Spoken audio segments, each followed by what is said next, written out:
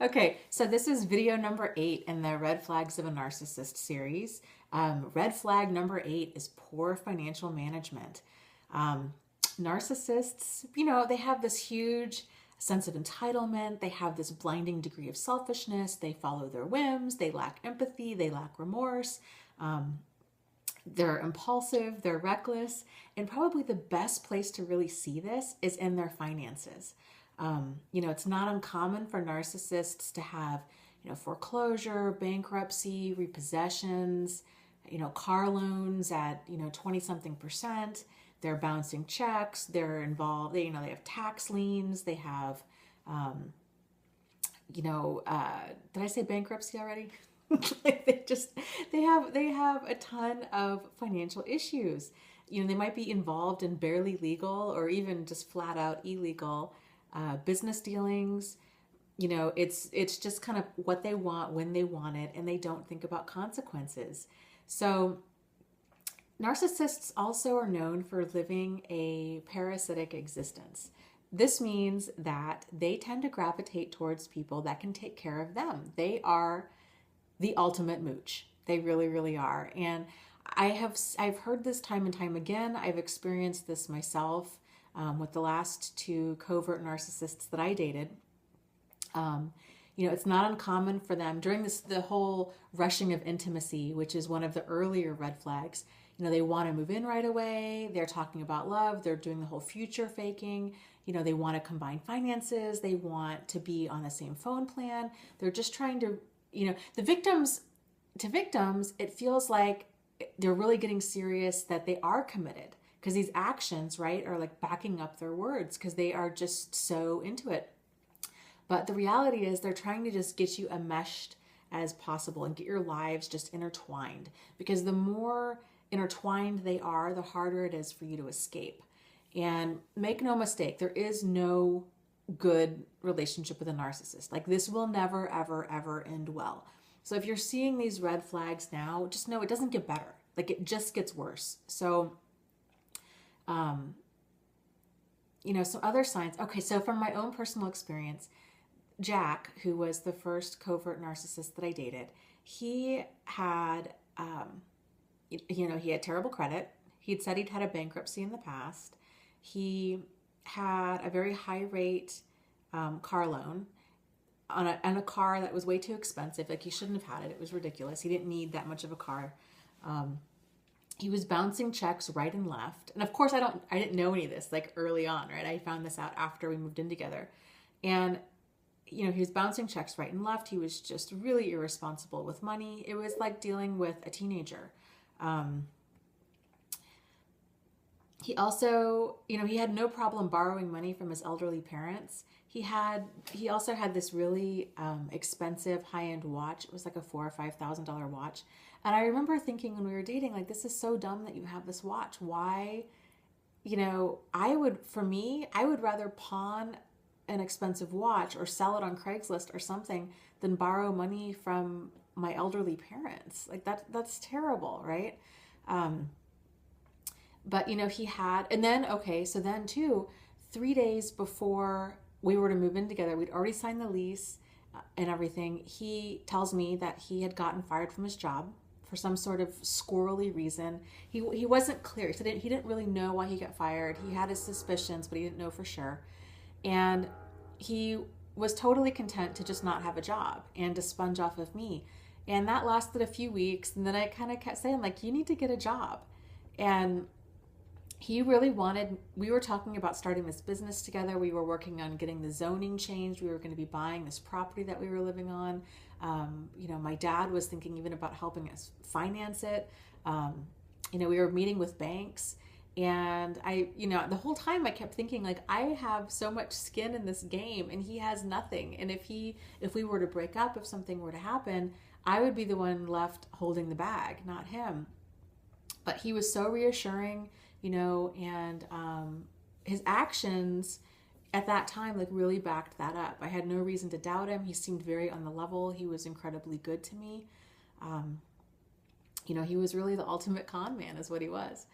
So come to find out, okay, so when that whole relationship ended, I'd messaged his ex-wife on Facebook and was just devastated. I stumbled across his double life.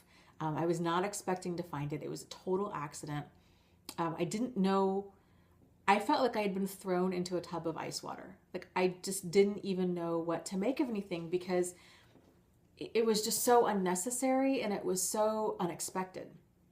And so I had messaged her on Facebook and just looking for answers. And thankfully, she took the time to talk to me. And she basically had the exact same story. They were married for a total of 4 months. It was his first and only marriage, supposedly. I mean, who I guess really who knows with him.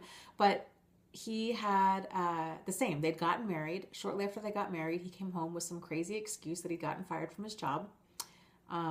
She was paying for everything. And then she caught him like sex camming with strangers online. She caught him on all these dating profiles. He was just meeting up with dozens upon dozens of strangers and for sex. And she said then, the first time they talked about it, because it was the exact same story as what happened with me, that, it wasn't sex. It was just, he liked the attention. It was, he just liked reading these emails. It helped him pass the time at work. And then she caught him again. And then some other friends of hers were like, hey, I think your husband's on Match.com. And so at that point, she called things off and was like, I've made a huge mistake. You need to go. So like I said, their marriage lasted 4 months. The gal before, he was from Germany. He had this girlfriend, this serious girlfriend in Germany. And he had told me that she owned a hotel, that he was helping her run it, and that she had gotten pregnant. They'd had this child, and that he thought she was maybe cheating on him, that she was an alcoholic, that she was crazy, that she was a neglectful parent and would leave him with the baby all the time, and she'd go out and party. And he really just couldn't handle it, and they had this huge falling out, and he left. And then she basically launched this whole smear campaign against him, and it was so bad that he basically had to leave town and move to the United States, and that his own parents and siblings were not talking to him. And that at this point, when I was dating him, his mother had just started talking to him again. So hindsight being what it is, I'm sure it's the exact same thing happened to her. I'm sure that he was, had moved in thinking she owns a hotel, she's got money, I'll just be really charming and then just milk her for all she's worth. She probably caught him meeting up with strangers for sex, and then he probably got her pregnant intentionally, and then she kicked him out and then told everybody the truth, is my guess. So it's that kind of level of, parasitic existence and poor financial management and level of mooch. I've talked to many, many victims who, as soon as they marry the narcissist, as soon as they have a baby with them or 2 children with them, or some sort of like major pivotal life event happens, like they move in together, that he'll quit his job. He'll just really start sponging off of them.